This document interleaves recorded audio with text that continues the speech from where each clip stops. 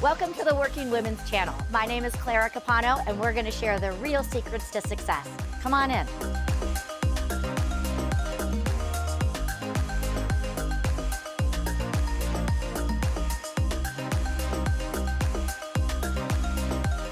Hello, everyone, and welcome back to another episode of the Working Women Channel, where we talk about the truth behind achieving success and doing it all on our terms. I'm your host, Clara Capano, and I am so excited for today. We have an amazing woman.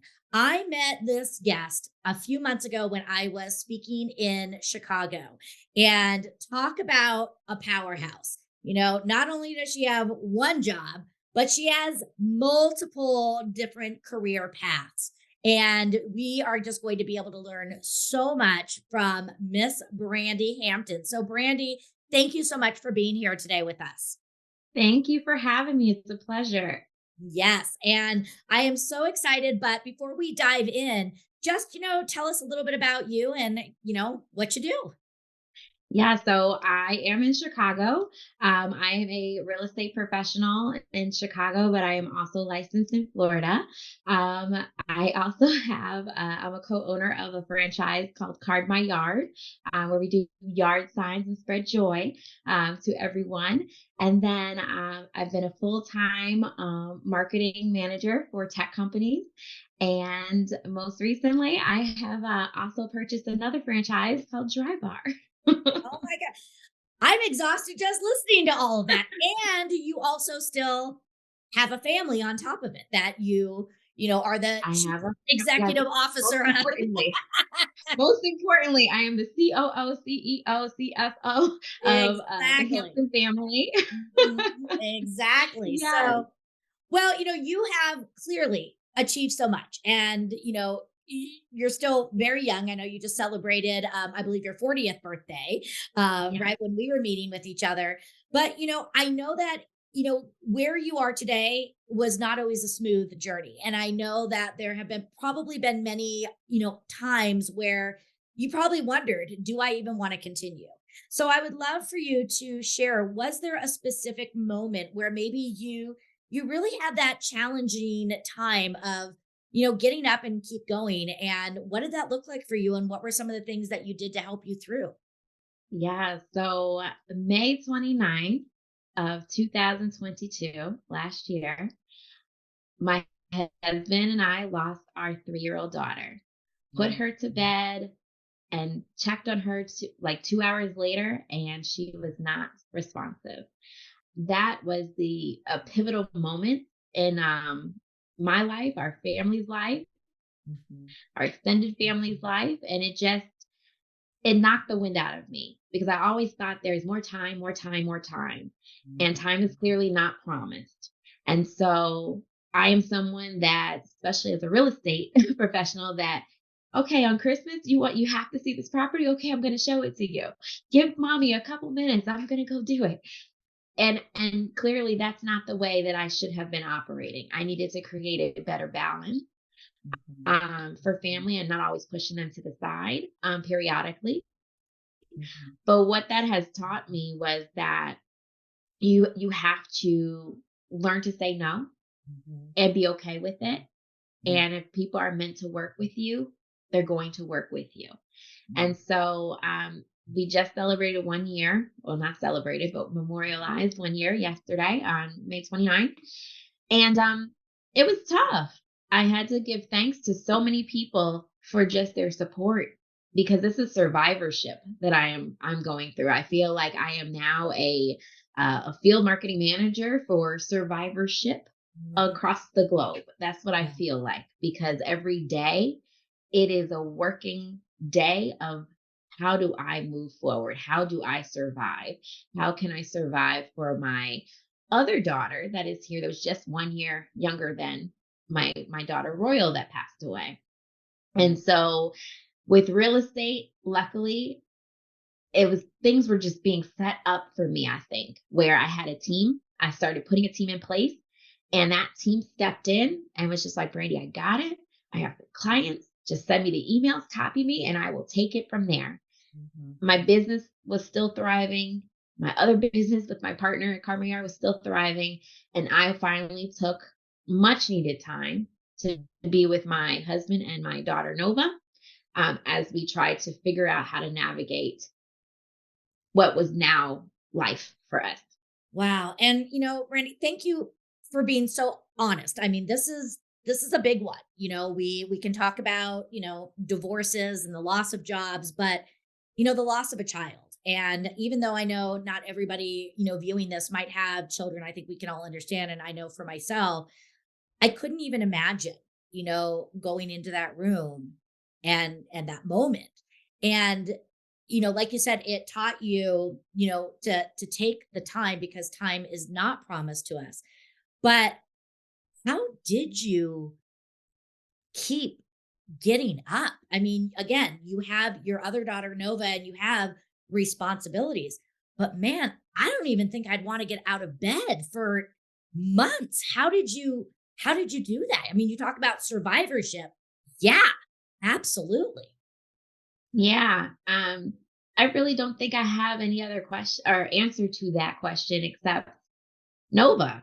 Like, I tell my husband all the time in a weird joking way that I love you, but if it wasn't for Nova, Right. I probably wouldn't be here.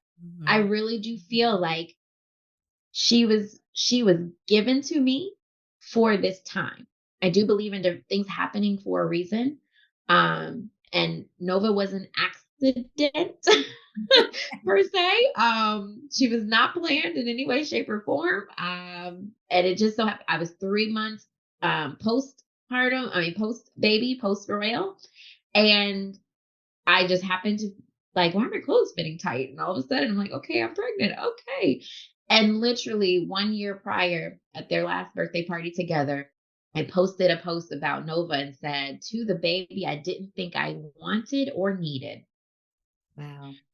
And I believe that she was placed in me for a reason. She was given to me for a reason because if I did not have her, I do not believe that I would have been able to make it through. Yeah. So every day I hear her talking to me. I hear her waking me up.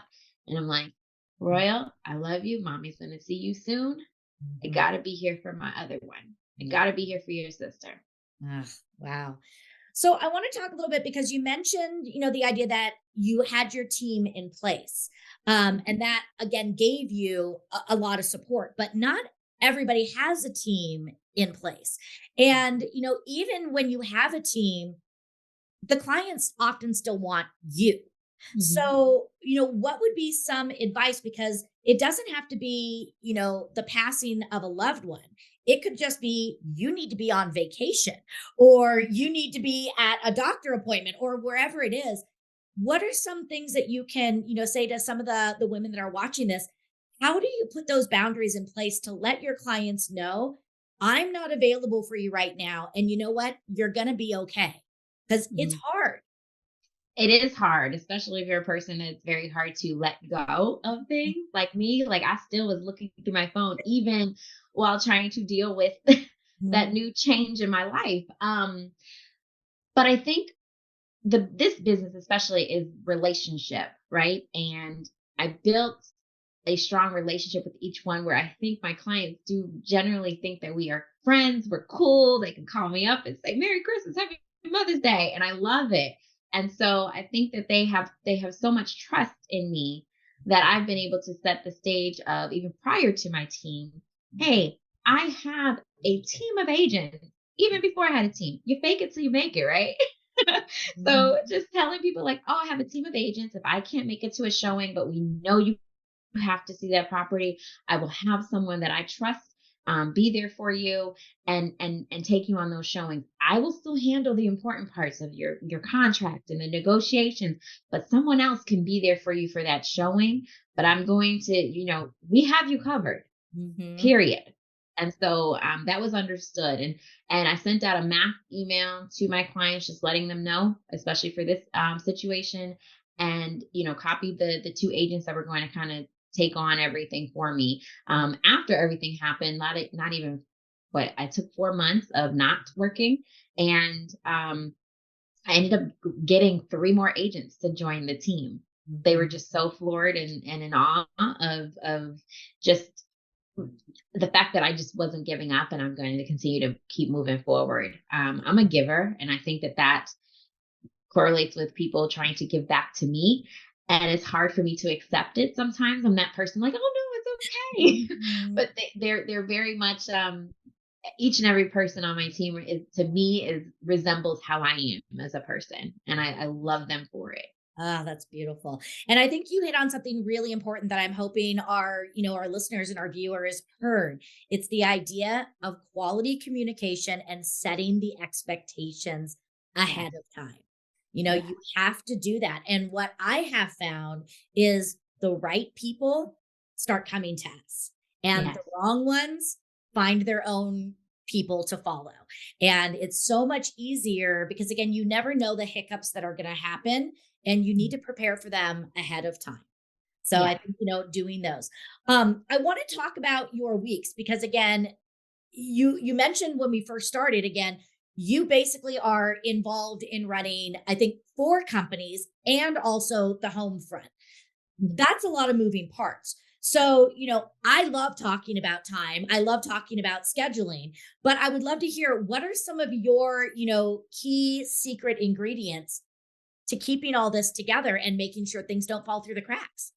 Yeah. So my calendar, if it's not on the calendar, it's not happening. Mhm. I don't care if it is just fill your water bottle. It needs to be on the calendar. My husband and I have a calendar that is strictly for the family, and I throw things in there just so that he is aware Mhm. of what's happening within my business so that he knows Brandy is not available. You will have to fend for yourself for dinner and for the baby. But then on my work calendar, I color code. I color code everything, even Mhm. on my personal one. Actually, Nova has a certain color. I have a certain color.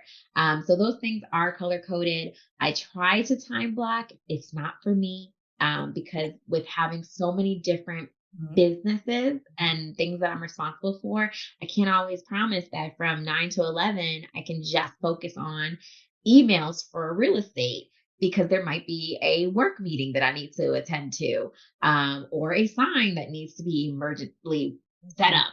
So, for that, I feel like color coding and just kind of understanding, I put locations for everything, whether it's remote, where I have to be, that is in there so that I know based on, hey, it's a remote call.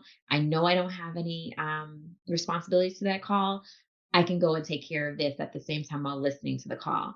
And then also with work, because work has become remote, because of COVID, so working in a tech company, being able to push back and ask or feeling what's the word responsible, not responsible, but feeling empowered Right.